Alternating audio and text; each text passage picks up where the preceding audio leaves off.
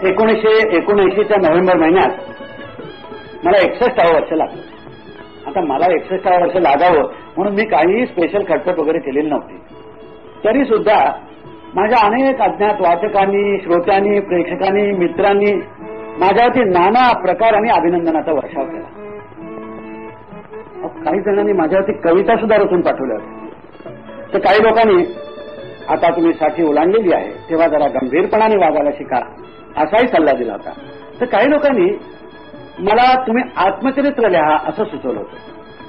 आत्मचरित्र वगैरे लिहिणं मला काही जमेल असं मला नाही वाटत.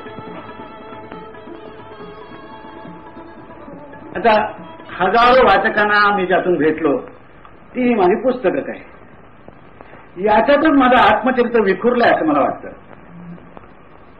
काही स्वतः अनुभवलेलं, काही कल्पनेने अनुभवलेलं असं सगळं याच्यात आहे. लेखक हा चतुर वाचकापुढे नकळत असा उघडा पडत असतो. निरनिराळ्या वयातलं माझं हे लेखन वाचताना माझं मलाच हसू येतं. निरनिराळ्या वयातले आपले फोटो पाहताना आपल्याला नाही का हसू येत तसंच. आता हेच पाहा,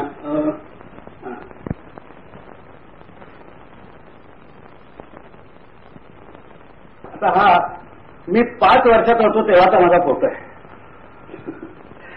माझ्या शेजारी बसलाय तो माझा धाकटा भाऊ उमाकांत.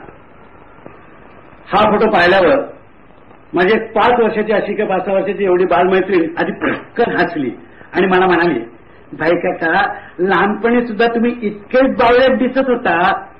इतकेच म्हणजे प्रथम दर्शनी हसू फुटवण्याचा माझा गुण हा अजूनही टिकून राहिलेला दिसतोय. अहो व्यंगचित्रकार तर माझे व्यंगचित्र काढायला अतिशय उत्सुक असतात.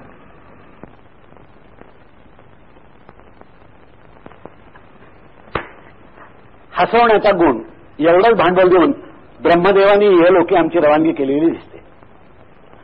उद्या समजा वर गेल्यानंतर ब्रह्मदेवानी मला विचारलं की वत्सा पुरुषोत्तमा, तुला हे भांडवल देऊन मी खाली पाठवलं, त्यातून तू लोकांना काय दिलंस ते मला कथन कर. तर मी त्या ब्रह्मदेवाला सांगेन की ब्रह्मदेवा, मी लोकांना काय दिलं याचा मी कधीही हिशोब ठेवलेला नाहीये. पण लोकांनी मला जे काही दिलं ते मिळणं तुम्हा देवांच्या बापाच्या सुद्धा नशिबात नाहीये. लोकांनी मला त्यांच्या जवळची एक बहुमोल वस्तू दिलेली आहे, ती म्हणजे त्यांचं हास्य.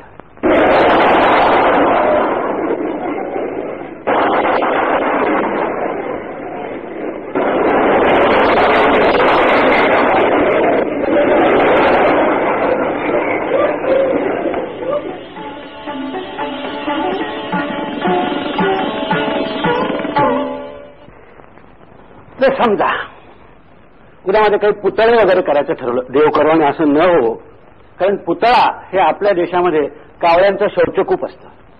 म्हणजे समजा पुतळा करायचं वगैरे ठरवलं तर मी त्याच्याखाली एवढंच घ्या असं सांगेन की ह्या माणसाने आम्हाला हसवले बस. आणि म्हणून आपल्या कलेतून जगाला अपार आनंद देणाऱ्या लोकांच्या विषयी माझ्या मनामध्ये फार आदर आहे. तसा मी गांधी, नेहरू यांच्यासारख्यांच्या युगामध्ये वाढलो. देशासाठी, ज्ञानोपासनेसाठी आपल्या जीवाचा होम करणारी माणसं मी पाहिली. पण तू माझा सांदाती असं जर मी कोणाला म्हटलं असेल तर ते या दोघांना.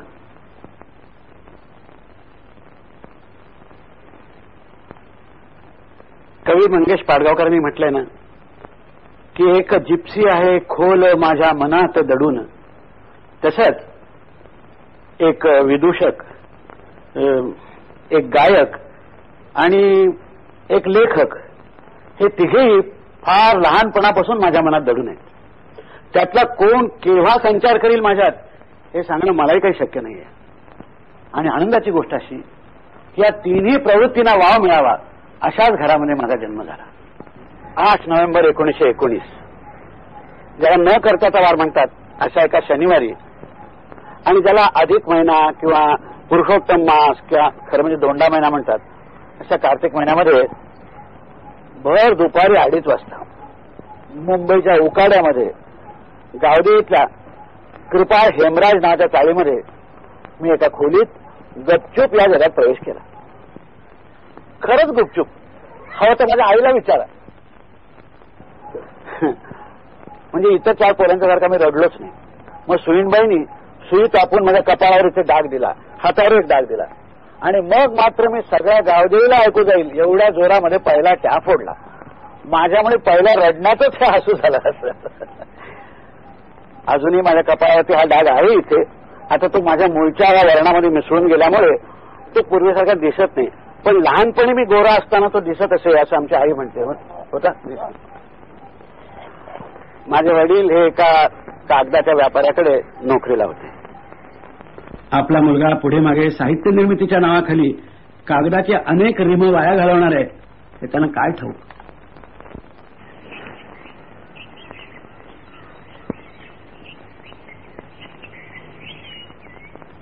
तसे आमचे पूर्वज ऐतिहासिक काळात कोल्हापूर जिल्ह्यातल्या चंदगड जवळच्या एका किल्ल्याचे गडकरी होते म्हणतात.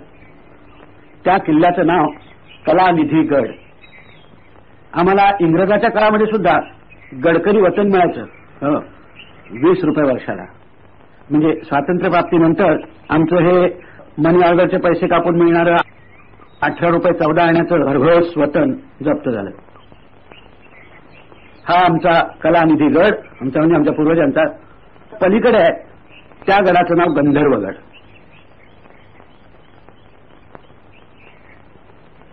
कलानिधी गडाच्या पायथ्याशीच गर्द झाडीत झाकलेलं एक खेड आहे. त्याचं नाव जंगमहट्टी. पण आमच्या कुठल्या तरी पूर्वजांनी तलवार टाकून कारकुनी लेखणी धरली आणि मग आम्ही गडकऱ्यांचे देशपांडे झालो. माझी आई कारवारच्या दुभाषी घराण्यातली. माझे आजोबा वामन मंगेश दुभाषी. ऋग्वेदी या नावाने त्यांनी ग्रंथ लिहिले. रवींद्रनाथांच्या गीतांजलीचं अभंग गीतांजली या नावाने मराठीत भाषांतरही केलंय. माझ्या वडिलांना गाण्याची आवड होती. माझं घर आणि माझं आजोळ हे शेजारी शेजारी. त्यामुळे आमच्या घरामध्ये गाणं वाजवणं, साहित्य, लेखन, अमुक तमुक, सगळ्यांनी संध्याकाळच्या वेळेला गप्पा गोष्टी करणं अशाच प्रकारचं वातावरण होतं. माझे मामा चांगले चित्रकार होते. त्यामुळे साहित्य, संगीत, कला ही आनंद निदानं बालपणी मला माझ्या घरातच सापडली.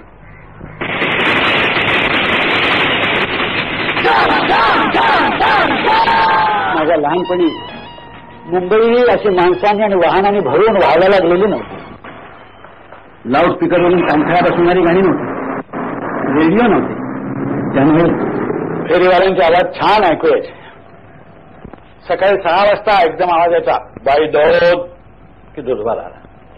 तो दूधवाला गेल्याबरोबर लगेच पेपर आहे की पेपरवाले येऊन जायचे. पेपरवाला निघून गेला की काही वेळाने याडाईट करत मीठवाल्याचा आवाज ऐकू यायचा.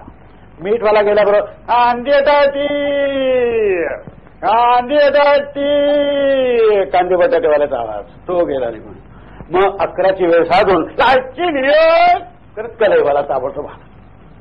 कलईवाला वगैरे गेला की थोडा वेळ आधी भर दुपारी आटली